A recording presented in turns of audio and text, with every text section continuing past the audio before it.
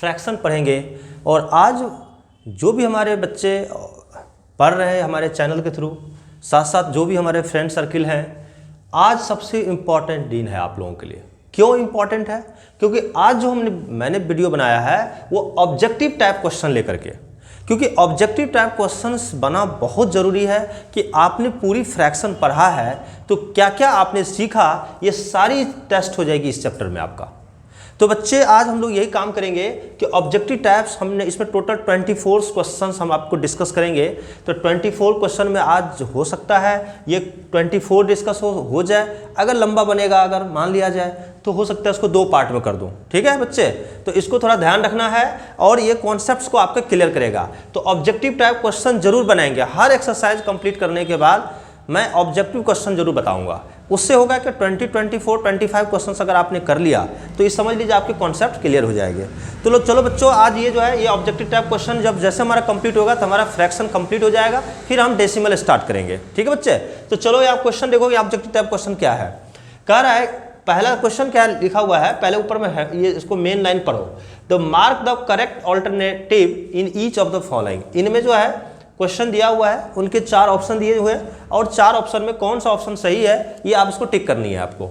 तो चलिए पहले अब देखिए इस क्वेश्चन में फर्स्ट क्वेश्चन में पढ़ रहा हूँ। फर्स्ट क्वेश्चन कह रहा है कि if a fraction a by b is a lowest term the HCF of a and b is. देखो बच्चों, ये जो क्वेश्चन जो हमने लिया है ये क्वेश्चन आपके RD शर्मा बुक्स का ही है। जब RD शर्मा बुक्स का जब फ्रैक्शन का एंड करेंगे जब आप फ्रैक्शन का 2.1, 2.2, 2.3 एक्सरसाइज बनेंगे तो लास्ट में दिया हुआ ऑब्जेक्टिव क्वेश्चन 24 क्वेश्चन है, उसी क्वेश्चन को मैं डिस्कस कर रहा हूँ। ठीक है, तो यही कह रहा है question, if fraction a by e is a lowest term the HCF of a and b। देखो बच्चों, जब a और by b जब ये लोएस्ट फॉर्म में होगा ना, लोएस्ट टर्म है, इसका मतलब लोएस्ट टर्म का मतलब ही होता है कि इसका कॉमन फैक्टर नहीं होगा। a एंड b दोनों का जो कॉमन फैक्टर होगा, कॉमन जो है कॉमन फैक्टर होगा वो हमेशा आपका 1 होगा। ध्यान रखना, मतलब हम लोग इसका लिख सकते हैं that is common factor of a and b is 1। Common factor 1 होगा तो वही हमारा जो है HCF हो जाएगा। ठीक है, तो ऑप्शन जैसे मैं फॉर एग्जांपल में बताता हूँ, जैसे फॉर एग्जांपल लीजिए 2/3 है, एक एग्जांपल लेता हूँ और देखिए ये लोएस्ट फॉर्म में है, ये तो कटेगा नहीं। अब तो जब कटेगा नहीं तो इसका कॉमन फैक्टर लोएस्ट फैक्टर यानी कॉमन फैक्टर क्या होगा, तो मैं इसको ऐसे लिखूंगा 2 × 1 और 3 × 1। तो देख लो यही 1 कॉमन फैक्टर है। तो वही पूछ रहा है कि a by b कोई फ्रैक्शन लोएस्ट टर्म में है तो उसका HCF क्या होगा, यानी HCF मतलब हाईएस्ट कॉमन फैक्टर।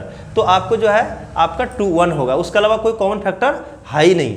तो आपका जो है a b का HCF क्या हो जाएगा, तो कॉमन फैक्टर, तो अगर हम यहाँ पे हाईएस्ट लेंगे तो आपका 1 हो जाएगा। हाईएस्ट कॉमन फैक्टर बोलो या कॉमन फैक्टर बोलो, ठीक है, 1 ही कॉमन फैक्टर, एक ही कॉमन फैक्टर होगा लोएस्ट फॉर्म में, तो आपका ऑप्शन C होगा। तो नेक्स्ट क्वेश्चन बच्चे हम देखते हैं क्वेश्चन कौन सा है। तो बच्चे क्वेश्चन नंबर 2 का रहा है the fraction 84/98 is it's lowest term. मतलब इनको जो है लोएस्ट टर्म में लाओगे तो इनमें से कौन सा ऑप्शन होगा। तो हम क्या करेंगे, इसको सिंप्लीफाई करेंगे। तो सिंप्लीफाई करने का तरीका आपको पता है कि इसको जो है मैं यहाँ पे इसको इरेज करता हूँ और यहीं पे मैं करके दिखा रहा हूँ आपको सिंप्लीफाई कैसे करोगे।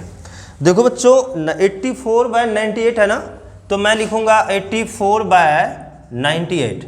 इसको सिंप्लीफाई करो तो सबसे पहले देखना है कि ये 2 से ऊपर नीचे कट रहा है कि नहीं। तो देखो 2 से जो है आपके 2 का डिविजेबल ये है, तो 2 4 जा 2 2 जा, 2 से 2 4 जा 8 2 9 जा, हो गया 42 आपका कितना हो रहा है 49। अब देखना है कि आपका इसमें कोई भी ऐसा है लोएस्ट फॉर्म में। अब देखो इसमें किसी चीज़ से डिवाइड होगा, तो देखो 7 से डिवाइड करो। 7 का टेबल में 7 6 जा और 7 7 जा, देख रहे बच्चे। तो आपका अब देखिए यहाँ पे ये बच गया 6, नीचे बच गया 7, यानी आपका इसका लोएस्ट टर्म कौन होगा, आपका जो है 6/7 होगा। देखिए बच्चे, अगर आप गलती करते, आप गलती क्या करते, 84 का हाफ किए तो 42 आया, इधर 49, तो 42/49 भी दिया हुआ है। तो बच्चे क्या करते हैं जनरली, जैसे इसको आधा किया आंसर मैच कर गया, बच्चे क्या करते हैं इसको गलती करके यानी चीज़ को टिक कर देते हैं। तो इसको ध्यान रखना, अगर पहली बार झटके में अगर आंसर आ रहा है पहला ऑप्शन, तो सावधान हो जाना कि कहीं ना कहीं गलती हो रहा है। ये तरीका है, समझ में आ गया बच्चे। तो इस तरह मतलब ये तब तक हम उसको कटिंग करेंगे जब तक कॉमन फैक्टर दोनों का 1 ना हो जाए, यानी लोएस्ट फॉर्म में तब आएगा जब इसका कॉमन फैक्टर, देखो इसमें भी कॉमन, अब इसमें किसी चीज़ से वो कटेगा नहीं 1 के अलावा। तो यही आपका ऑप्शन नंबर सी आपका सही हो गया। तो चलो बच्चे क्वेश्चन नंबर हम थर्ड से स्टार्ट करते हैं। तो बच्चे क्वेश्चन नंबर हम थर्ड डिस्कस करेंगे। क्वेश्चन नंबर थर्ड का रहा है which of the following is vulgar fraction. बच्चे बहुत इंपॉर्टेंट क्वेश्चन है ये, जो है इस जो भी ऑब्जेक्टिव क्वेश्चन कराएंगे उसमें आप इसको टिक कर लीजिए, very very important for your exam, very very important for your exam, VVI लगा दीजिए आप, बहुत इंपॉर्टेंट है क्योंकि ऐसे टर्म्स ना जनरली पूछे जाते हैं और बहुत स्टूडेंट नहीं बताते, कंफ्यूज कर जाते ये कौन सा फ्रैक्शन आ गया क्योंकि अभी तक इसका नाम ही नहीं सुने थे। तो वल्गर फ्रैक्शन उस फ्रैक्शन को बोलते हैं जिसके न्यूमरेटर और डिनोमिनेटर दोनों नेचुरल नंबर होना चाहिए, कोई फ्रैक्शन नहीं होना चाहिए। फॉर एग्जाम्पल मैं बता रहा हूँ, अब यहाँ समझिए वल्गर फ्रैक्शन के बारे में। देखो जैसे 1/2 है, 1/2 है, तो 1 क्या है, ये न्यूमरेटर है, ये भी आपका जो है नेचुरल नंबर होना चाहिए, नेचुरल नंबर, और ये भी आपका नेचुरल नंबर होना चाहिए। तो ये क्या है, एक तरह वल्गर फ्रैक्शन हुआ। दूसरी बात, अगर इसी चीज़ को मैं यहाँ पर लिखूँ कि जैसे इस चीज़ को, फिर एक एग्जाम्पल तो ये मैंने ये बताया, दूसरा मैं लिखूँ 1/4 बाय आपका मैं यहाँ पे 3 लिखूँ, तो देखो ये क्या है आपका बच्चे, ये है आपका फ्रैक्शन, ये फ्रैक्शन है और ये आपका नेचुरल नंबर है। तो आपका जो है ये फ्रैक्शन हो गया, ये नेचुरल नंबर हो गया, तो ये वल्गर फ्रैक्शन नहीं हुआ। वल्गर फ्रैक्शन का मतलब वो होता है जिस न्यूमरेटर और डिनोमिनेटर दोनों नेचुरल नंबर होना चाहिए, साथ साथ डिनोमिनेटर में जो है 10 का पावर नहीं होनी चाहिए। समझ में आया? जैसे देखो ये 10, इसको हम क्या लिखेंगे, 10 का पावर 1 नहीं होना चाहिए, ये नहीं होना चाहिए क्योंकि 10 का पावर, क्योंकि हम आपको बता रहे हैं 10 का पावर 1, 10 का पावर 2, 10 का पावर 3, इस तरह से नहीं होना चाहिए डिनोमिनेटर में। तो इसमें देखो 10 का पावर 1 हो रहा है, तो इसीलिए ये वल्गर फ्रैक्शन नहीं है। इसमें देखो इसको क्या लिखेंगे हम लोग, 13/10 का पावर 3, तो ये क्या होगा, ये वल्गर फ्रैक्शन नहीं होगा, क्योंकि वल्गर फ्रैक्शन का पहचान होता है दोनों जो है आपका ऊपर और नीचे दोनों जो है आपका नेचुरल नंबर होना चाहिए, साथ साथ जो है 10 का पावर 1, 2, 3 इस तरह से नहीं होनी चाहिए।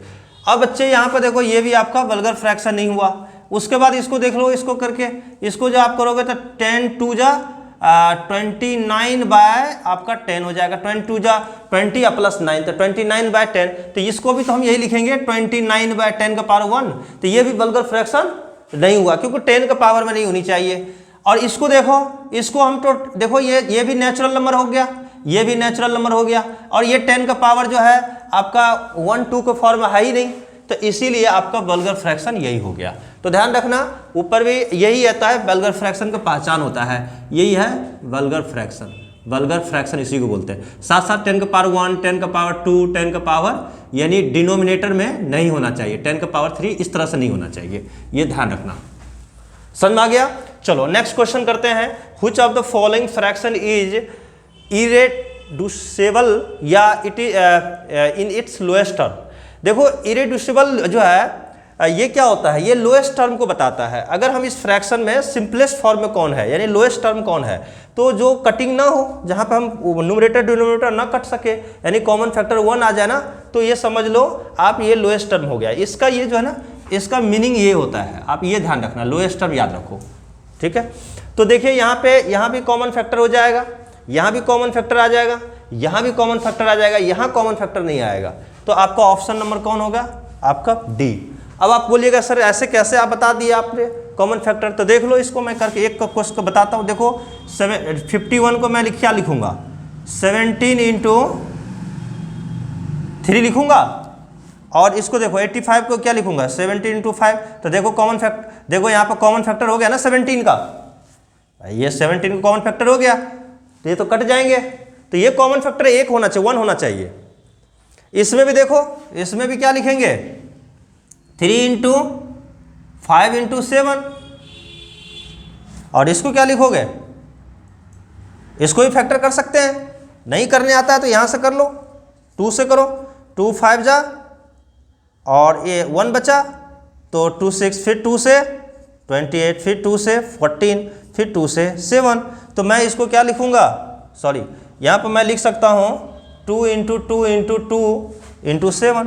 तो देख लो बच्चे यहाँ भी 7 कॉमन फैक्टर है, इसी तरह से यहाँ भी हम कर सकते हैं। तो आप ये वाला ऑप्शन आप टिक करना क्योंकि इसमें कोई कॉमन फैक्टर नहीं है। अगर कॉमन फैक्टर होगा भी तो हम ऐसे लिख सकते हैं 43 इंटू 1 इंटू 1, तो इसका 1 कॉमन फैक्टर है। तो जब 1 कॉमन फैक्टर होता है तो वो समझ लो लोएस्ट टर्म है। ठीक है बच्चे, चलो नेक्स्ट क्वेश्चन करते हैं। Question number 5, which of the following is proper fraction.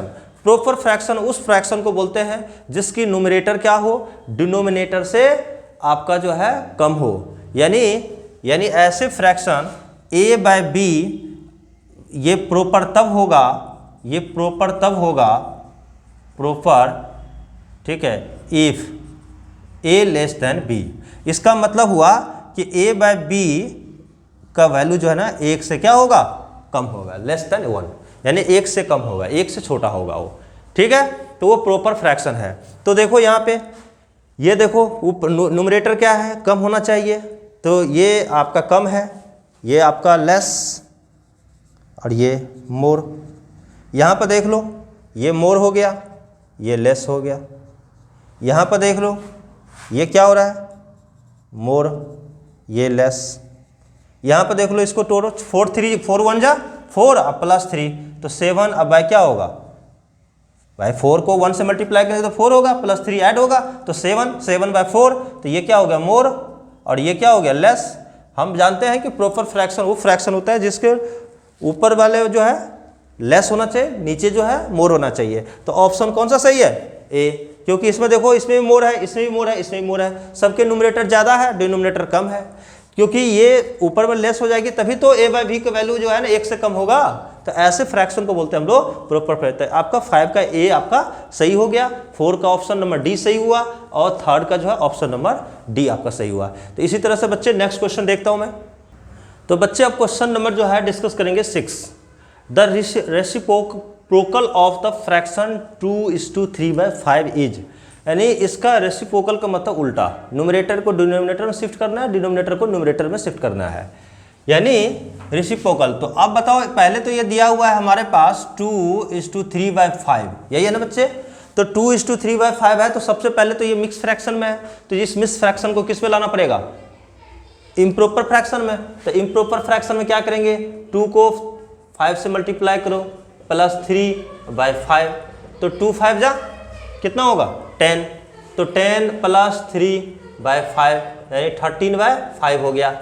अब मुझे हमें निकालनी है रेसिप्रोकल ऑफ 13/5 इज क्या होगा, ये देखो 5 चला जाएगा ऊपर, 13 नीचे, तो बाय 13, तो यानी आपका ऑप्शन क्या होना चाहिए सही, 5/13। तो मैं अब चेक करूंगा 5/13 है इसमें कहीं ऑप्शन, देखो ये यहाँ पे फ्रैक्शन में दिया हुआ है, ये देखो यहाँ सी ऑप्शन आपका सही हो जाएगा 5/13।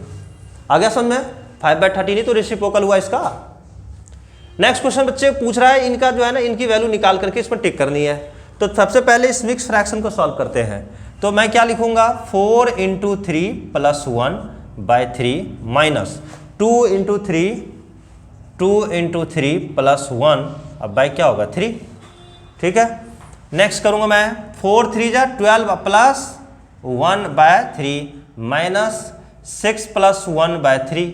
अब मैं लिखूंगा 13/3 माइनस 7/3। अब देखो ये नीचे लाइक फ्रैक्शन है ना, देखो डिनोमिनेटर सेम है, तो जब ऐसे फ्रैक्शन लाइक फ्रैक्शन हो तो ऊपर सिर्फ क्या करें, सब्ट्रैक्ट कर दीजिए 13 - 7, तो आपको कितना हो गया 6/3, 3 2 जा 6 यानी कि 2/1 यानी आपका 2 आंसर हो गया।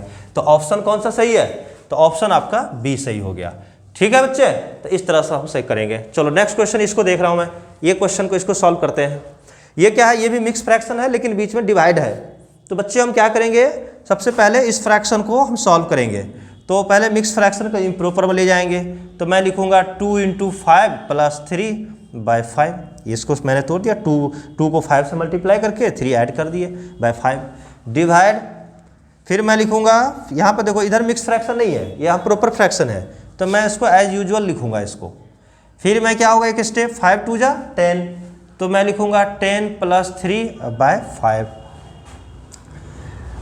और डिवाइडेड बाय 5/7। फिर मैं लिखूँगा 13/5 और डिवाइडेड 5/7। अब देखो बच्चे, ये जो है ना, ये डिवाइड करनी है, तो डिवाइड को बाद ये मल्टीप्लाई में जब हम कन्वर्ट करेंगे, इसको डिवीजन को हम मल्टीप्लाई में जब ले जाते हैं, तो ये 7 क्या करेगा, ऊपर चला जाएगा, 5 नीचे आ जाएगा, यानी रेसिप्रोकल हो जाएगा ये। तो हम क्या करेंगे इसको 13/5 और इंटू 7/5, ठीक है। तो अब इसको आप मल्टीप्लाई कर लो, तो मल्टीप्लाई करेंगे तो कितना होगा, 7 3 जा 21 और 7 1 जा 7 2 91 और अब 25। तो आपका ऑप्शन कौन सा होगा, ऑप्शन नंबर आपका सी ऑप्शन देखिए आपका करेक्ट है, 91/25, यही आपका आंसर हो जाएगा। तो इसी तरह क्वेश्चन नंबर 8 तक हुआ, क्वेश्चन नंबर 9 से फिर कंटिन्यू करते हैं। तो बच्चे क्वेश्चन नंबर 9 कह रहा है कि by what number should 1:3/4 be divided to get इतना। कह रहा है इसमें से, मतलब इस नंबर में हम किस नंबर से